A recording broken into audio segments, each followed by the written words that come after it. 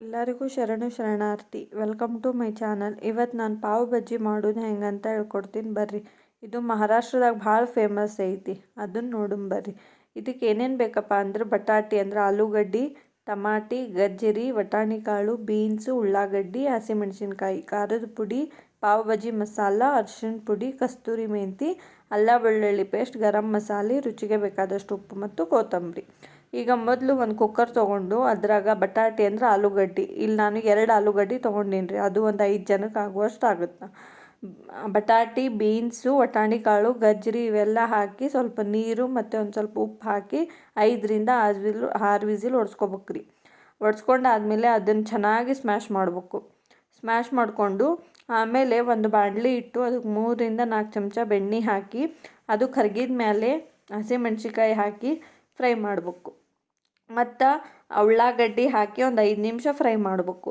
ಅದು ಆದಮೇಲೆ 2 ಸ್ಪೂನ್ ಅಲ್ಲ ಬೆಳ್ಳುಳ್ಳಿ ಪೇಸ್ಟ್ ಹಾಕಿ 5 ನಿಮಿಷ ಫ್ರೈ ಮಾಡಬೇಕು. ಅದು ಹಸಿ ವಾಸನೆ ಹೋಗೋ ತನಕ ಫ್ರೈ ಮಾಡಿ ಖಾರದ ಪುಡಿ, ಕಸ್ತೂರಿ ಮೆಂತಿ, ಗರಂ ಮಸಾಲ, ಅರಿಶಿಣ ಪುಡಿ, ಪಾವ್ ಬಜ್ಜಿ ಮಸಾಲ ಹಾಕಿ ಎಲ್ಲ ಕೂಡಿಸಿ ಫ್ರೈ ಮಾಡಬೇಕು.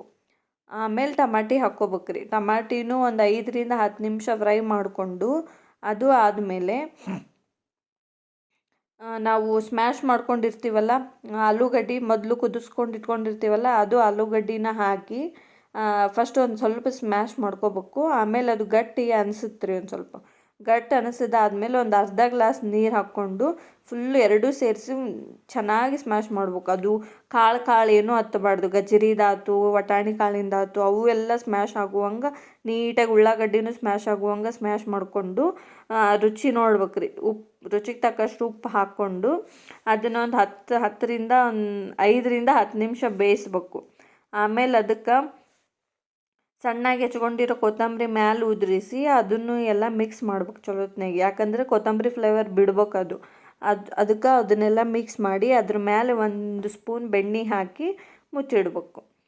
ಆಮೇಲೆ ಇವಾಗ ಬಾಜಿ ರೆಡಿ ಆಗೈತೆ ರೀ. ಈಗ ಪಾವ್ ರೆಡಿ ಮಾಡ್ಕೋಬೇಕಲ್ಲ, ಹಾಗಾಗಿ ಪಾವ್ಗಂತನ ಸಪ್ರೇಟ್ ಬನ್ ಸಿಗ್ತಾವ್ರಿ. ಆದ್ರೆ ಅವು ನನಗೆ ಸಿಕ್ಕಿಲ್ಲ. ಹಾಗಾಗಿ ನಾರ್ಮಲ್ ಬನ್ ತೊಗೊಂಡು ನಡ್ಬರ್ಕ್ 2 ಪೀಸ್ ಮಾಡ್ಕೊಂಡು ಇಟ್ಕೊಂಡೀನಿ ರೀ ನಾನು. ಆಮೇಲೆ ಹಂಚ್ ಮೇಲೆ 2 ಸ್ಪೂನ್ ಬೆಣ್ಣೆ ಹಾಕಿ ಆ ಬೆಣ್ಣೆ ಒಳಗೆ ಅವು 2 ಪಾವನ್ನ ಹಿಂದೆ ಮುಂದೆ ಅಲುಗಾಡ್ಸ್ಬೇಕು ರೀ. ಬೆಣ್ಣೆ ಎಲ್ಲ ಅದು ಹೀರ್ಕೊಂಡು ಹಂಗೆ ಮಾಡಿದ್ರೆ ರುಚಿ ಚಲೋ ಬರುತ್ತೆ ರೀ. ನೋಡಿರಿ, ಈಗ ಪಾವ್ನೂ ರೆಡಿ ಆಗೈತಿ, ಬಾಜಿನೂ ರೆಡಿ ಆಗೈತಿ. ನೋಡೋಣ ಬರ್ರಿ ಟೇಸ್ಟ್ ಹೆಂಗಾಗೈತಿ ಅಂತಂದು. ಮತ್ತು ಇದಕ್ಕೆ ಸೈಡ್ಸ್ ಆಗಿ ಉಳ್ಳಾಗಡ್ಡಿನೂ ಹಾಕ್ಕೋಬೋದು ರೀ, ಮತ್ತು ನಿಂಬೆ ಹಣ್ಣನ್ನು ಹಾಕ್ಕೋಬೋದು ರೀ.